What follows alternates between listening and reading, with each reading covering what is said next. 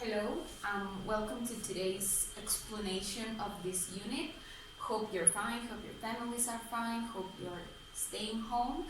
And today we are going to work with unit number 7. Unit number 8, is about family trends. So we are going to use repeated comparatives and double comparatives to talk about families. I think you're very familiar with this topic of repeated comparatives and double comparatives. So we are just basically going to give it a name and maybe just establish some rules on how to use it. So I want you to start looking at page 86. Here you have an exercise of two different attitudes towards families or ways to behave in a family or to educate children or rules in a family. So you have to choose between two options, the one that you agree with more. Once you have chosen all your options, do this activity. You're going to choose one or two of those attitudes from the book, and you're going to send me an audio giving me your opinion. It can be maybe why you like that attitude, why you don't like it, maybe why is it controversial or why is it not controversial. And once you finish sending me this audio, we are going to continue with today's topic. As I told you, today's topic is about using comparatives. So I want you to look at this slide. We have some adjectives, comparatives, and superlatives. So what I want you to do is just remember comparatives, remember superlatives before going to the topic. Just remember comparatives are focused on comparing two things. So you can say my sister is shorter than my brother. So you're comparing two people with the adjective short. Superlatives are to compare three or more things. So you can say Larissa is my best friend. So your best friend, you're comparing all of your friends, and Larissa is the best one. Yes? So comparatives are to compare two things, superlatives are to compare three things or more.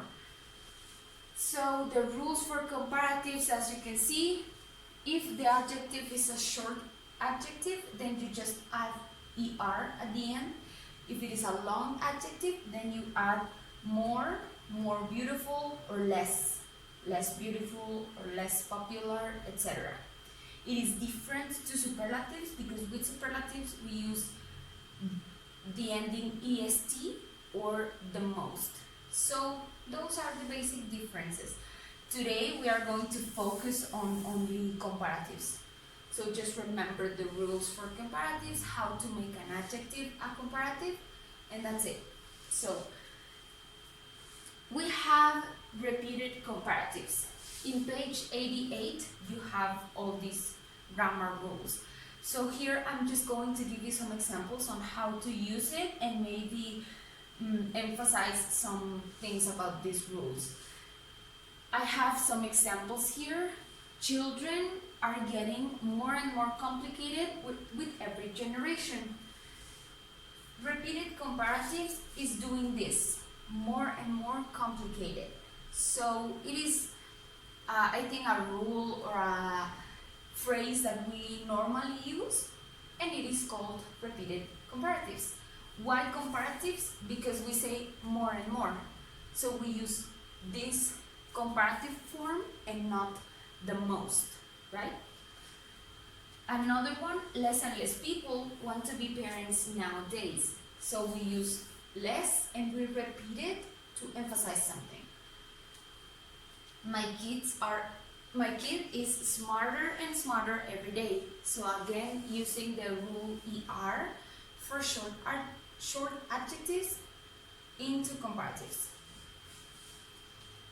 In the next slide, I have the same examples, and just telling you that repeated comparatives are used to describe continuing increases or decreases of something. So if something is continuously increasing, you can say more and more, or higher and higher, or I don't know, any adjective made into the comparative form, or continuing decreases. If something is going less and less or lower and lower, as you can see, you repeat the comparative. Yes? So it is just to describe this continuous increase or continuous decrease of something. When the adjective, the adverb, or the noun that you're talking about, when it is understood, when it is clear, it can be omitted. Like in this one, less and less want to be parents nowadays. Less and less what? It is understood we're talking about people, right? If I tell you children watch TV more and more these days, more and more what? Well, more and more often, but it is understood. You don't have to say it. If you want to say it, you can say it, but you can omit it. And it is clear because of the context, because of the whole sentence. So just remember you can do that. So as you can see, repeated comparatives are talking about increases or decreases, right? And then we have double comparatives. Double comparatives is different. We use double comparatives to describe a cause and effect process. So it is something totally different. We have a cause and then we have the effect or the consequence of that cause. For example, the more people want to be parents, the harder they work. So we are using these comparative forms to talk about cause and effect. The more people want to be parents, the harder they work. So that is the consequence of wanting to be a parent. And we are using the comparatives. Another example, I think that the older we get, the more we care for our health. So, you get old, what's the consequence? You care for your health. We are using comparatives to talk about it. The older, the more we care for ourselves. So again, using double comparatives, we are using to talk about cause and effect, and we are using the comparative form. The more, the less, the harder, the colder. So we are talking about something that happens and its consequence using a comparative and then another comparative. Again, this adjective can be, the comparative can be a noun, can be an adjective, can be an adverb. You just put it in the comparative form. In this case, the more people, it's a noun. The harder is an adjective, right? But it is understood. We are using the comparative forms. With double comparatives, sometimes we use it with the verb be. So when be is used, it is sometimes omitted. You can omit it, you can use it. For example, the taller my child is, the better he looks. So you can say the taller my child, the better he looks. You don't have to necessarily say is, but you can say it in the sentence. The next example, the bigger the car is, the better we fit inside. You can omit is, the bigger the car, the better we fit inside. So it is not necessary to say the verb is all the time. You can omit it or not. You can put it in the sentence, and it is also something people understand. So the second activity is going to be to answer some activities I assigned you in my English Lab website. If you think you need some extra practice other than this, my English Lab exercises, you can answer this exercise from the book. Try to do it by hand in your book. Practice a little bit more, and then when you finish, check your answers here in the next slide. I have the answers in a very small picture, so whenever you finish, just make this picture bigger in your computer and you are going to see the answers. So, as I told you, we have some vocabulary in this unit. In page number 90, we have this vocabulary. Remember, we are talking about families, family trends. So, we are going to use this vocabulary to describe families or describe the ways to educate your children or to just be in a family.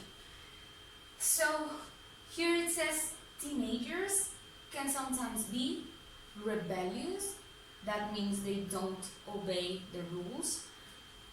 Teens can be spoiled. That means parents give them everything they want. If they want a new toy, they have a new toy. If they want to go to a party, they can go to the party.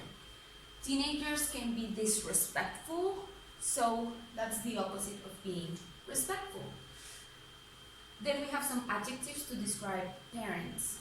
Parents can sometimes be strict or too strict, so that means they have specific rules that they always want their children to follow.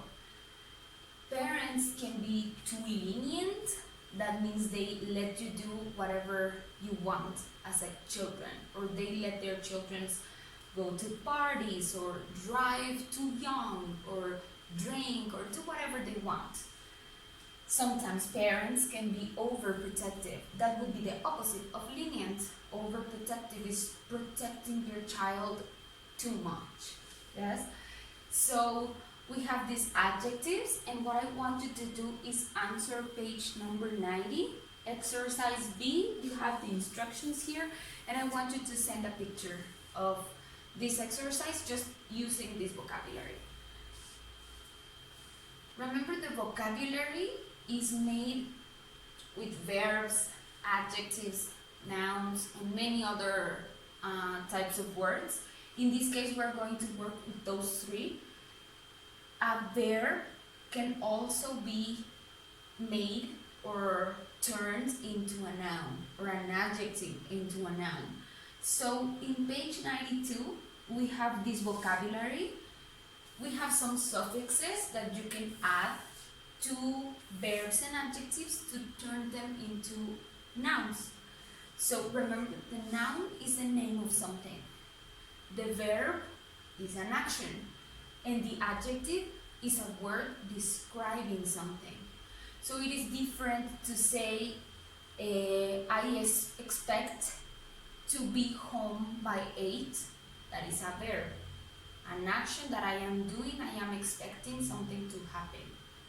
It is different to say, my expectation for life is to become an engineer.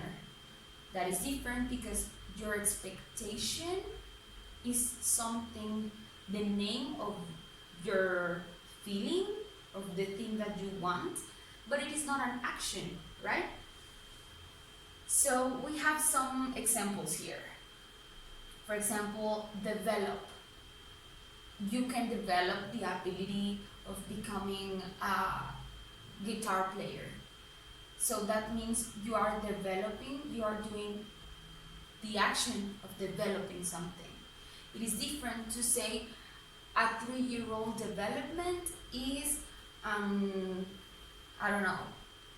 very important. That is totally different because you're talking about a noun.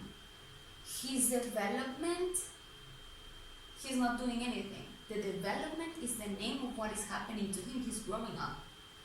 So take a look at this chart of verbs and adjectives in black turned into nouns in blue. You have some suffixes. Answer this exercise in the same page. So in this exercise, you have to circle all the words that are nouns.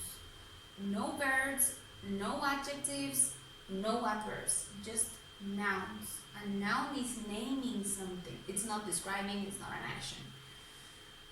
For example,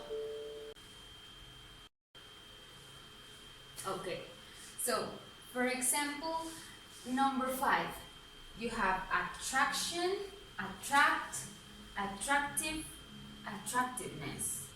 So, what is attraction? Is it a verb, an adjective, or a noun? Attraction. That's a noun. That is the name of what you attract If you say, my dog attracts a lot of cats, that's an action. Your dog is attracting cats. So it is a verb. Attractive, you can say, I don't know, she is not very attractive, or she is very attractive. So that's an adjective. You're describing a person. So it's not a noun. Attractiveness, how can you use this in a sentence? You can say, people's attractiveness is important when they upload a picture on Facebook. So it is a noun. You are naming their physical appearance, not an action, not describing anything. So just basically think about that and circle all the words that are nouns. Once you finish, you're going to see the answers here again in this small picture. You can make it big and look at the answers. So I have one more activity for you. I want you to watch a video on YouTube. It's just a 15 minutes video. And you're going to write sentences using the nouns, only the nouns from this watch the video, and then write the sentences about the video using the noun. You're going to write 5 sentences. This video is a video by Sarah Therese. She's a YouTuber and she's a mom. Sarah has 3 children, Elizabeth, Calvin, and Ivy. These are her children, and in this video she talks about how to teach your kids to have quiet time. So she's going to say how to train your kids or to teach your kids to be quiet at home in specific times, right? If you have kids, maybe it is relevant to you. If you don't have kids, maybe it's not relevant, but just focus on the vocabulary, on how she describes her family type, which I think is a very particular type of family. And so today you must have sent the audio with your opinion, my English lab activities, the activity on page 90, which is the one vocabulary from types of teenagers and types of parents, and also the sentences about the video. So the other exercises, the exercises with the answers here, such as this one, you don't have to send me this. So this is just you answer it, you check it, and then the next activity you send it to me, right? So I think that's going to be it. Just remember the basic rules for repeated comparatives and double comparatives. Repeated comparatives is when you repeat a comparative to talk about something increasing or decreasing. For example, more and more people are staying home in this quarantine, right? So you're using more and more, a repeated comparative, to talk about a behavior that is increasing. And you can use double comparatives to talk about cause and effect. For example, the more families stay home, the less people get sick. So the cause is staying home, the consequence, not getting sick, right? I am putting this example because we are going through this situation, but I think that there are many, many examples. If you don't have any questions, I will talk to you next class with the evaluation of unit number 7 and 8. If you have questions today or during the week while you're studying, feel free to contact me and we can talk about it and solve your questions, okay? If you want some extra practice or if you want to answer exercises from the book, you can send them to me and I can check them and then give you feedback, okay? So that is going to be it, and see you next class for the evaluation of unit 7 and 8, okay? Have a nice weekend.